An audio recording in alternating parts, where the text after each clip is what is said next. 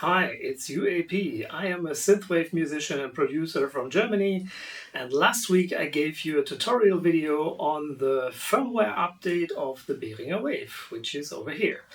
And apparently I gave you some bad information. That turned out because of a comment I got from a very nice user who gave me a heads up that you need to do actually two updates if you want to really update your Behringer Wave. Thank you, Behringer, for not telling us that. That was cool. All right, so first of all, the firmware update updates the firmware, but to get the 4 new presets that come with the firmware and the new waveforms, etc., you also need to update the internal memory of your synthesizer. So that is a special procedure which I will show you in a minute. And I will obviously also show the 4 new presets because last week that was just wrong. I am very sorry about that. What we got from Behringer was just not very, how can I say this? Not very exact. Okay, so here we are. Over there's the Behringer Wave. And I will switch to my cell phone camera now to show you the procedure to get the 4 new presets to your internal memory of the Behringer Wave after updating your firmware. Okay, so this might be a little shaky now because I have the cell phone camera going on here in my hand. And you can see the display of the Behringer Wave, and there is the DTF section. So the DTF section means digital data transfer. You can do an awful lot of things with this section. For example, also saving sounds. And apparently you can also do a reset of your internal memory of presets. And that is exactly what you need to do after the firmware update. So you get the control knob over here, and you navigate the cursor to the DTF section, then you do DTF 8. Then it says reset to factory settings. Are you sure? And yes, we are sure, so we need to answer 1. And it's initializing now. And there we are. Okay, that wasn't everything, unfortunately. After you have made the firmware update and the initializing of the internal preset memory and putting back your Behringer to factory settings with DTF8, you also need to restore the wavetables and transients. You do this via the SynthTribe app that you can see in this little video of the download. You can see it's not the very quickest process that you could imagine, but anyway, it works. And now this SynthTribe app is importing the new wavetables and transients which are necessary for giving you the new presets on the preset numbers 70 to 74. It's finished, and now give it a listen. Okay, here we are now. Here's the Behringer Wave. You see, guys, I'm living quite the dream. I have updated the firmware. I have updated the internal memory and factory setting reset for the Behringer Wave, which is what you need to do as well.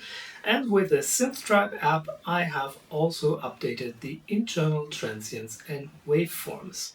3 things to do to get the new presets, and also, of course, to get new waveforms and transients for your own synthesis for the Behringer Wave.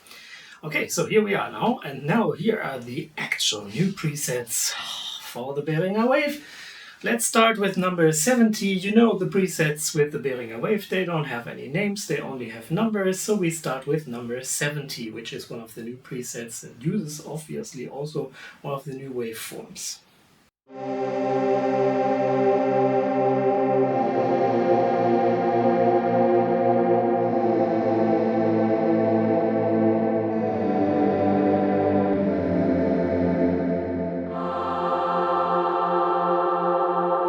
Alright, so this is obviously a choir sound, or alien invasion choir, or I don't know how you want to call these presets.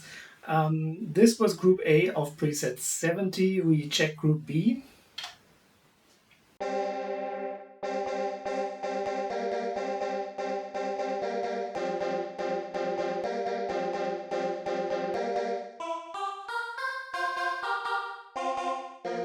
Okay, short choir sound. I would say this is quite something for 90s house music producers, maybe very retro. Nice.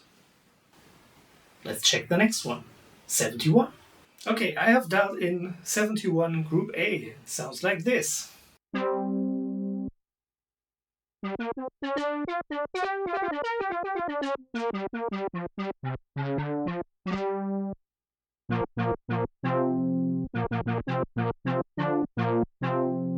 Okay, very brassy.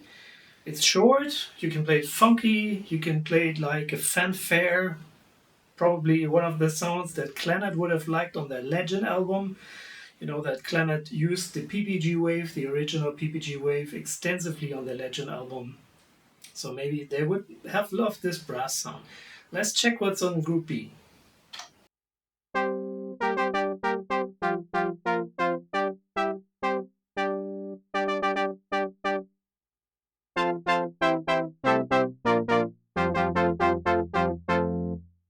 Okay, brassy as well, a bit different, but basically brass sound. Okay, next one. Alright, now I have dialed in preset number 72, Group A. Check it out.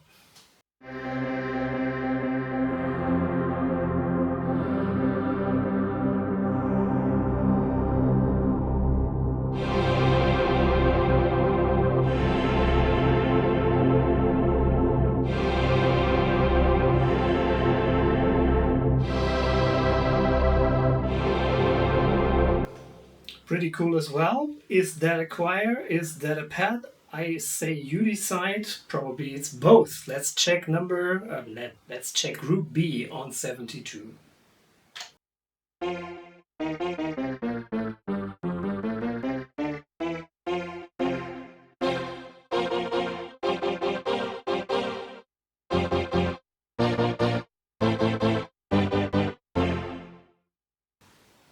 Okay, pretty similar, but shorter, obviously. Next one. I've dialed in number 73, Group A first.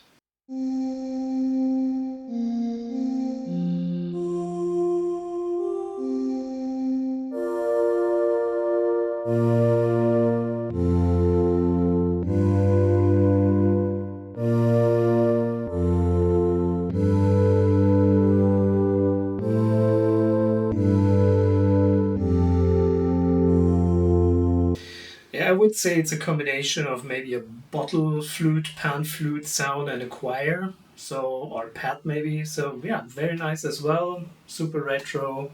You can use it for a lot of things, I suppose. Let's check Group B.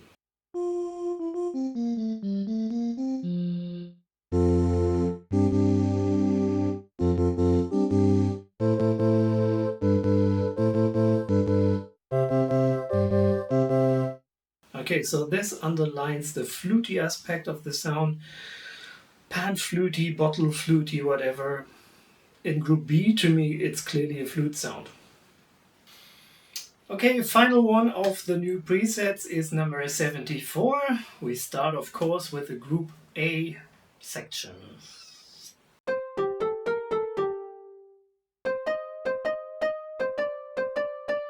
Just saying. I know it was a DX7 in the original, but this is very suited, right?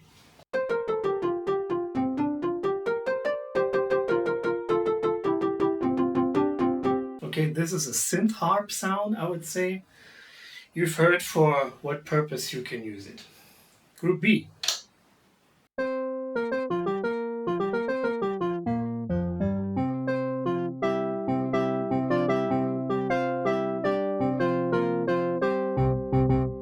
Okay, so this is the synth harp sound with another oscillator underneath, I don't know, pad, whatever.